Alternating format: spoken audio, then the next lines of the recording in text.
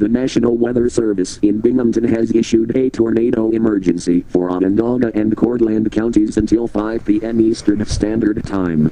At 12:35 p.m. Eastern Standard Time, National Weather Service Doppler radar indicated strong rotation in a supercell thunderstorm, and 2 funnels touching down. This storm was located near Cicero, or 2 miles south of Syracuse, moving south at 30 miles per hour. This storm will be near Syracuse by 2:10 p.m., DeWitt by 2:30 p.m., Lafayette by 2:45 p.m., Tully by 2:55 p.m., Binghamton by 3:45 p.m.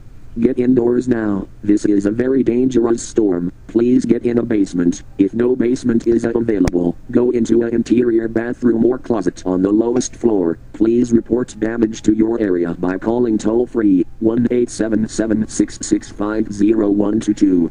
A tornado watch remains in effect until 8 p.m. for Onondaga and Cortland counties.